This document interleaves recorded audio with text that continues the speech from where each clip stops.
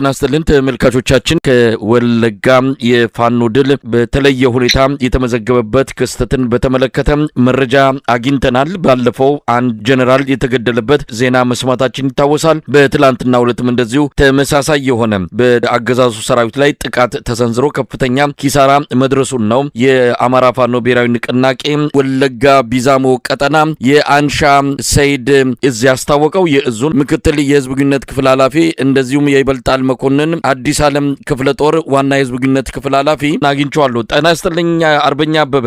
አብሮ ይስጥልን መሳይ፣ እንዴት ናችሁ? እንግዲህ እስቲ ምንድነው ትላንት የተከሰተው? በምስራቅ ወለጋ ዞን በኪረም ወረዳ ያው እንደተለመደው ብዙን ሰዓት አሁን ቀደም ለየት ያሉ አውደ ውጊያዎችንና ብዙ ደፈጣዎችን እያደረግን ብዙ ውጤት መመዝገቡ ይታወቃል። አሁንም ማዕከላዊ እዝ 101ኛ ኮር 69ኛ ክፍለ ጦር የነበረችው ወደ ልዩ ቦታዋ አሮ አዲስ ዓለም ቀበሌ ላይ መቀመጫውን አድርጎ ለየት ወዳለች ቦታ ወደ ባጊን ቀበሌ በመውረድ ሾሮ መድኃኔዓለም አካባቢ ላይ እንደተለመደው ማህበረሰቡን ለማጎሳቆልና ለመዝረፍ እንዲሁም ሲጨፈጭፍና ሲዘርፍ የነበረ መሆኑ ይታወቃል። አሁን ላይ ማህበረሰቡን እንደለመደው ሲጨፈጭፍና ሲዘርፍ ነብሰ በላ የሆነው ስርዓት አልባ የሆነው ያገዛዙ ሰራዊት እንደለመደው መስሎት የአማራ ህዝብ አላሳርስም አላስኖርም ብሎ ቃል ገብቶ ተማምሎ ንጹሃንን እየገደለ እንዲሁም ቤት እያቃጠለ ማህበረሰቡን ሀብት ንብረቱን እየዘረፈ ቀሪውንም እያዋደመ በአየር ኃይል እስከ መካናይዝድ እስከ አፍንጫው ታጥቆ ህዝብን ለሁለት ወራት በድሮን በመድፍና በታንክ በዙ 23 በቢኤም 107 ያለማቋረጥ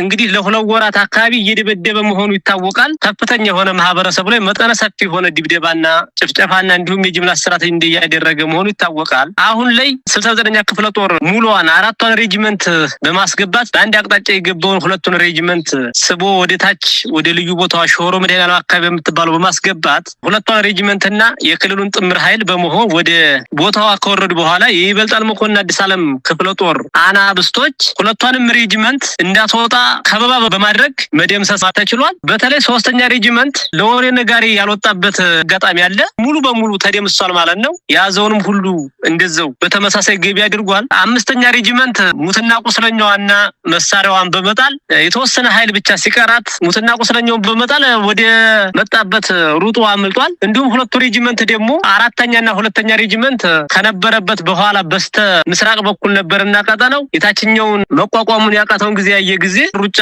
በማድረግ ወደ መጣበት ለመመለስ ተችሏል። የተከበበው ኃይል 2ኛና 4ኛ ሬጂመንትን እንኳን ጊዳ አካባቢና ከጃንግራ አካባቢ ከምትባል ኃይል ተወጣጥቶ ነው ገብቶ እንኳን ሊያስወጣቸው ወደ ኋላ የቻለው እና በዚህን መካከል ከፍተኛ የሆነ የስነልቦና ኪሳራ እንዲሁም ብዙ ሀብት ንብረት ውድመት ብዙ ነገር ተስተናግዶበት አይቀጡ ቅጣትን ተቀጥቶ ወደ መጣበት እግሪያው ጭንጃለ መፈርጠጡ ይታወቃል። ፈርጥጧልም ከጠላት 113 የተደመሰሰ ሲሆን ከ3ኛ ሬጂመንት ምክትል ሻለቃ መሪውም ይገኝበታል። 56 ምርኮኛ ይዘናል ማለት ነው። ከዛም መካከል የወታደራዊ ሻለቃ መሪ ሆነው 100 አለቃ መስተዋል ይባላል። እሱንም በእጅ መማረክ ችለናል። አሁን በምርኮ ላይ ይገኛል ማለት ነው። ከዛም ተጥላት ገቢ የተደረጉ ንብረቶች አንድ ዲሽቃ ከ600 ፍሬ ጋር ተተኳሽ ጋር እንዲሁም ተጨማሪ 3 ካዝና የዲሽቃ በመያዝ ተማርኳል ማለት ነው። 4 ብሬኖች 2500 ተተኳሽ ጋር ከነሙሉ 2 ሸንሸል ጋር ተማርከዋል። 2 ስናይፐር ከነ ካዝናቸውና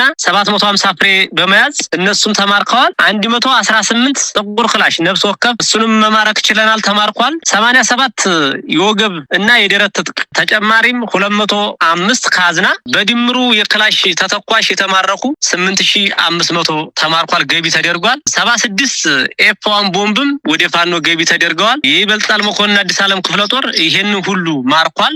አንጸባራቂም ድል ተቀዳጅቷል። ጠላት እንደለመደው እንደባለፈው ሰዓት ታሪካዊ ውርደቱን ተከናንቦ የተረፈውም ወደ መጣበት ተመልሷል። ውርደትን ተሸክሞ ያመለጠው ጠላት ንጹሃንን በግፍ ረሽኗል። 13 ሰዎችን እንዲሁም በከባድ መሳሪያ በሞርተርም በመድፍም ቀጥሎ 13 ሰዎችን ሲገል 6 ሰዎችን አቁስሏል። እንዲሁም የማህበረሰቡ መኖሪያ ቤቶችንም አቃጥሏል ማለት ነው። 9 ቤቶችን አቃጥሏል። በእጅም በክብሪትም እንዲሁም በመድፍም በጀትም ደብድቦ አቃጥሏል። የቤት ማህበረሰቡ መኖሪያ ቤቶችን እንዲሁም 16 የቀንድ ከብቶችን በከባድ መሳሪያ ህይወት ህልፈት ሊሆኑ ችለዋል ማለት ነው። በዚህ ልክ እንግዲህ ከፋኖ ኃይል አምልጦ አምልጦ የወጣው ጥላት ወደ ነበረበት የክፍለ ጦሩ መቀመጫ ወደ ሆነበረችበት ወደ ሀሮ አዲስ ዓለም የቀሩት በሙሉ ወደዛ እንዲመለሱ የተደረገበት አጋጣሚ ያለ ሙሉ ክፍለ ጦሯ አሁን ላይ ከየቀጠናው እንኳን ከጊዳ ከሊሙ ገሊላ ከጃንግር ከኪረሙ ያለው ኃይል ሀሮ አዲስ ዓለም ላይ ሰፍሮ ይገኛል ማለት ነው እና የተመዘገበው ድል ይሄን ይመስላል። መሳይ በመረጃ እንዳገኘነው 9 ሰዓታት የወሰደ ውጊያን የተካሄደው የ69ኛ ክፍለ ጦር 3ኛና 5ኛ ሬጂመንቶች ላይ ነው ከፍተኛ ኪሳራ የደረሰው። በሙሉ አቅማቸው እንዳይንቀሳቀሱ በሚያደርግ መልኩ ነው ኪሳራው የደረሰባቸው የሚል መረጃ ነው የደረሰን። እንግዲህ 3ኛና 5ኛ ሬጂመንት ማለት ብዙ ኃይል ነው። ይሄ ኪሳራው በቀላሉ የሚገለጽ አይደለም። አሁን በምን ሁኔታ ላይ ነው ያለው? እንግዲህ ትላንት የተካሄደ ነው። ዛሬ በምን ሁኔታ ላይ ነው ያላችሁ? ዛሬ ያለንበት ሁኔታ ጠላት ትናንትና ወደ ውጊያ ባደረግንበት አካባቢዎች የቀሩትን እና በየቦታው ጠላት ጥሏቸው የሸሸው መሳሪያዎችን እና ከነጥራት ጋር ከየቦታው ወድቀው ያሉትንም ዛሬ ስንሰበስብ አርፍደናል ማለት ነው። ብዙ መሳሪያዎችን ከትናንት ከ4 ሰዓት ገደማ ጀምሮ እስከ 11 ሰዓት ተኩል የዘለቀ ውጊያ ነበርና አብዛኛውን ሸጥና ጎርጓዳ እንዲሁም ጨለማ የገደበበት አጋጣሚ ስላለ አሁንም ለኛ ቦታውን ተቆጣጥረን ወደ ቀጣዩ ወደ አስፈላጊ ወደ ሆነው ቦታ ጠላት ይመጣል በማለት እየተጠባበቅነው እንገኛለን ማለት ነው። ያሁን የጠላት ሁኔታ በከባድ ሁኔታ ያው ምቱ ያስደነገጠውና ምቱ ያስፈራው ሲሆን መጠነ ሰፊ የሆነ የድሮን ቅኝት እያደረገና ንጹሃን ኢላማ ያደረገ ልዩ ቦታዋ በኪረም ወረዳ ሲደሮ በምትባል ቀበሌ ላይ ንጹሃን ላይ ያነጣጠረ የጀት ድብደባ ሲያደርግ አርፍዷል። በዛ 3 ንጹሃንን በጀት ህፃናትና ሽማግሌዎች የተመቱበት አጋጣሚ አለ። አሁንም ከየቀጠናው ከነቀምት መነሻውን አድርጎ የእዙ መቀመጫ ነቀምት አካባቢና ጅማ አካባቢ ነበርና አሁን ከለቀምቴ ተነስቶ እንግዲህ ወደዚህ ጉዞ ለማድረግ እዚህ ያለውን ኃይል አንዳንድ ይገዛን ለማድረግ ሙከራ እያደረገ ነው ያለውን መረጃ የሚያመላክተው። ዙሮ ጥላት አሁን ያለበት ቁመና ሀሮ አዲስ ዓለም ቀበሌ ላይ ሆኖ እንዲህ ስትርቦ ስብስብ ብሎ ያላንዳችን መንቀሳቀስ ዛሬ ተነጋ እንግዲህ የእንቅስቃሴ አቅጣጫ ያሳየበት አጋጣሚ የለም። ዙሮ ከውኬም ተነቀምትም ከምዕራብ ወለጋም ኃይል እያወጣጣ ወደ ኪረሙ ወረዳ ወደዚህ ቦታ ወደ ሀሮ አዲስ ዓለም ይገባል የሚባል ነገር ነውና መረጃ ያለን የውስጥ ምንጮቻችን እንደሚነግሩን በዛ ልክ አሁን ኃይል እያሰባሰቡ ይገኛሉ እንጂ ከአሁን ቀደም ያው እንደተለመደው ትናንት ዝጋ ታፍኖና 2ኛና 4ኛ ሬጂመንትን ወደ ኋላ ያስመለጠው ከጃንግርና ተጊዳ የተወጣጣው ኃይል እዛው አብሮ በመሆን አሁን ያኛው ኃይል እየጠበቀ ይመስለናል። በዛ ልክ ነው እየጠበቀም ነው። እስካሁን ወደ ጊያው ተደረገበት ቦታ እንኳን እንቅስቃሴ ማድረግ አንዳችን ማቅጣጫ ያሳየበት አጋጣሚ የለውም። ከየቦታው ድረሱልኝና ይድረሱልኝ ጥሪ ሲጨምር ከ102ኛ ኮር ባኮ አካባቢ ተነስቶ ወደ ደንጎሮ አድርጎ በቱሉ ጋናም እንቅስቃሴ አድርጎ ለመምጣት በዛ ቀጠና ላይም እንቅስቃሴ ላይ እንዳለ ነው መረጃው እየደረሰን ያለው። እንግዲህ አርበኛ አበበ በመረጃው ላይ እንደተገለጸው 6 ከፍተኛ የጦር መስመራዊ መኮንኖች ከተገደሉት 306 የአብይ አህመድ ሰራዊት አባላት መካከል 43 ደግሞ መማረካቸው የተገለጸበት ሁኔታ ነው ያለው። እነዚህ ምርኮኞች በምን ሁኔታ ላይ ይገኛሉ? በእጃችሁ ካሉ እንዴት ባለው ሁኔታ ነው? እንደው አነጋግራችኋቸዋል? ምንስ እያሉ ነው ያሉት? በእንደዚህ መልኩ እየተማረኩ ጓደኞቻቸውን ከጎናቸው እያጡ በጦርነቱ አንጻር አጠቃላይ በተሰለፉበት ተልእኮ አንጻር ምንስ እያሉ ነው? እንደው አነጋግራችኋቸዋል? የሚሉትን ነገርም በእናንተ በኩልስ እነዚህን ምርኮኞች እንዴት ነው የያዛችኋቸው? አሁን ላይ የቆሰሉትን እያሳከምናቸው እንገኛለን ማለት ነው። አስፈላጊውን ሁኔታ እንግዲህ አቅማችን በፈቀደ መልኩ ቁስለኞችን እያሳከምናቸው ነው። ደግሞም ከሞት አፋፍ ተመልሰው የተማረኩትን ደግሞ አሁን አስፈላጊውን እንክብካቤ እያደረግንላቸው ወደ ወሳኝ ወደ ሆነው ቦታና የአይምሮ ስለልቦና ምክር እየመከር እነሱ ላይ ምን አይነትም ማናቸውም ተጽዕኖ ወይም የሆነ አንዳንድ እርምጃ እንደማንራመድባቸውና ከማህበረሰቡ ጋር ያለውን ነገርም በትክክል ከማህበረሰቡ ጋር መኖር እንደሚችሉና ዝጋ ያለውን ትክክለኛውን ትግል በማስረዳት ትክክለኛውን መስመር እያሳወቅናቸው እንገኛለን። የተማረኩትን ምርኮኞች ለመጠየቅ የሞከርንበት አጋጣሚ አለ። አናግረናቸዋል። ያው እነሱ የወታደራዊ መኮንኖች በቀጥታ ቪዲዮ ለማድረግ ያልተመቻቸ አጋጣሚ አለ። ዙሮ ቪዲዮውን ከዛሬ ሰዓት ቀጥሎ በቀጣዩ እናሳውቃቸዋለን። ቀጥታ ቀረጸውና ቪዲዮውን እናጋራቸዋለን። እንዳናገርናቸው ግን እኛ የምናውቀው ነገር የለንም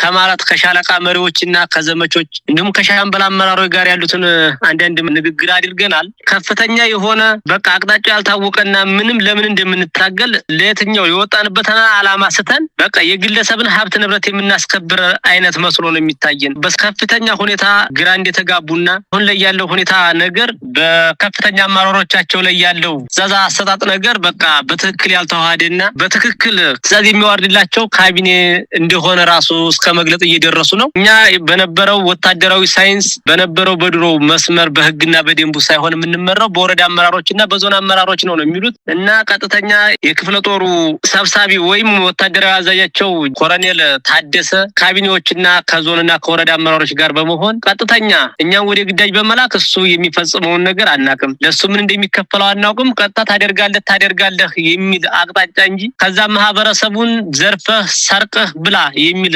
አመለካከት ለወታደሩ ዘንድ እንደሚሰጥና ወታደሩ እንኳን በአጋጣሚ ሬሽን በጨረሰበት ሰዓት ማህበረሰቡን ሀብት ንብረት እንድትጠቀሙ የሚል ትዕዛዝ እንዳወረደና 5ኛ ሬጂመንት በባለፈው ሰዓት ተኛ ጋር መታ ውጊያ አድርጋ ነበርና በዛን ሰዓት እንኳን ሬሽን ባለቀባቸው ሰዓትና ድሁ በተቸገሩ ሰዓት የማህበረሰቡን ቀጥታ ያማራውን ማህበረሰብ ሀብት ንብረት ከብቱን በማረድ ይዘው ተጠቀሙ፣ ለእናንተ ሬሽን አንጭንም፣ ምን አይነት ውጤት አሳይታችሁ ነው በሚል ራሱ እዛው ተቀመጡ በማለት ያላንድ የምግብና ወይም የሬሽን እጥረት እንኳን ቢገጥማቸው በዛን ልክ የሆነ ከስርዓቱ ወይም ከተቋማቸው ወጣ ያለ መልእክትና ትዕዛዝ እንደሚወርድላቸው ነው የነገሩንና